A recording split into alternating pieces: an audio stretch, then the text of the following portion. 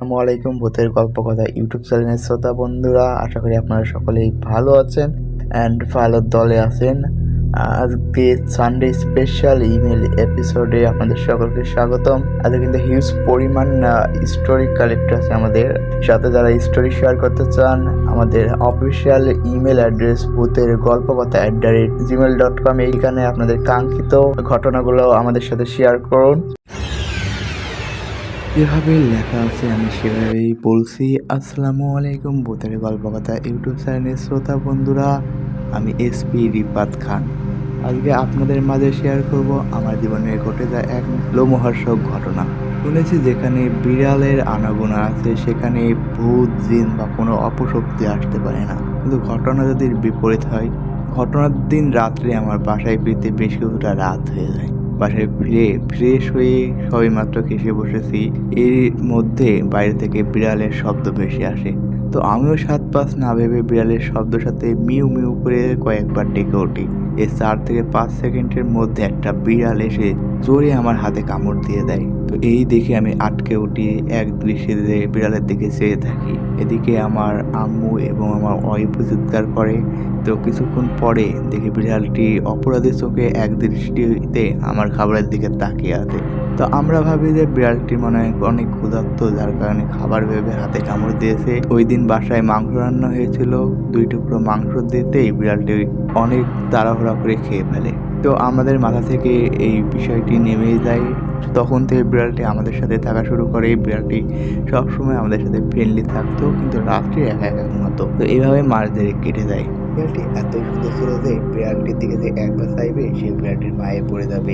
এত সুন্দর বিড়াল আমি আর কখনো দেখি নাই। আমার ওয়াইফ বিড়ালটিকে অনেক ভালোবাসতো, তার নামও রাখছিল টমি। কি ভাবছেন ঘটনা এখানেই শেষ? ঘটনা এখানে শেষ হয়ে গেলে পারতো। তো একদিন রাত্রে আমার ওয়াইফ বাইরে বের হয়, তো কিছুক্ষণ পরে জোরে চিৎকার দিয়ে ওঠে। তো আমরা সবাই মিলে যেয়ে দেখি যে সেন্সলেস হয়ে পড়ে আছে।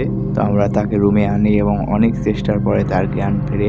তো স্বাভাবিক হলে কিছুক্ষণ পরে আমরা বলি কি হয়েছিল। তো বলে আমি বাইরে বেরিয়ে দেখি বিড়ালটি এক কোনায় শুয়ে আছে। তো আমি বিড়ালটিকে কোলে নিয়েছি যেই আর দেখি তার মুখে বিড়াল নয়, একটা অপরূপ সৌন্দর্য মেয়ে আকৃতি ভেসে উঠেছে। তো আমি এই দেখে আর নিজেকে ধরে রাখতে পারি নাই, চিৎকার দিয়ে সেন্সলেস হয়ে যায়। তো পরে আমরা বিড়ালটিকে অনেক খোঁজাখুঁজি করেও পাই না। তো এর পরের দিনে আমরা আমাদের গ্রাম থেকে কয়েকটি গ্রাম পরে একটা ভালো কবিরাজ আছে, আমরা সেখানে যাই এবং আমরা আমাদের সব ঘটনা খুলে পড়ি এবং কবিরাজ তার জিনদের মাধ্যমে জানতে পারে যেদিন রাত্রে আমি বিড়ালের সুরে মিউ মিউ করে ডেকে উঠেছি, তো বিড়ালটি আসলে একটি পরী ছিল। সে তার সঙ্গীকে ডাকছিল এবং আমার ডাকায় অনেক রাগান্বিত হয়ে আমার হাতে কামড় বসিয়ে দেয়। কিন্তু পরীটা অনেক ভালো ছিল, যার কারণে পরে নিজের ভুল বুঝতে পারে এবং আমাদের সাথে থাকতে থাকতে একসময় আমাদের মায়ায় পড়ে যায়। পরীরা নাকি খুব সহজে মানুষের মায়ায় পড়ে যায় এবং যখন আমার ওয়াইফ তার আসল রূপ দেখতে পায়, সে তাকে ক্ষতি না করে সে সেখান থেকে চলে যায়। এই বলে কবিরাজ আমাদের 2টা তাবিজ দিয়ে দেয়, একটা আমার ওয়াইফের হাতে বাঁধতে দেয় এবং একটা বলে যে আমাদের বাড়ির সামনে পুঁতিয়ে রাখতে। পরবর্তী সময় আর কোনো সমস্যা হয় নাই। তো আমি একটা কথাই বলতে চাই, যেখানে গভীর রাত্রে মানুষ 1বার 2বার 3বার ডাকলে সাড়া নিতে হয়, সেখানে কোনো প্রাণী ডাকলে তার ডাকে সাড়া না নেয় ভালো।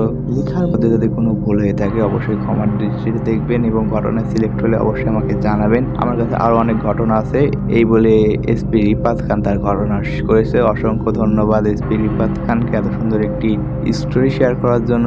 অবশ্যই লিসেনাররা সকলে কমেন্ট করে জানাবেন যে ঘটনাটি কেমন লেগেছে। আমি আরও একবার বলছি, আমাদের সাথে যারা ঘটনা শেয়ার করতে চান, আমাদের অফিসিয়াল ইমেল অ্যাড্রেস ভূতের গল্প কথা @gmail.com। চলে যাচ্ছে আমরা পরবর্তী ঘটনায়।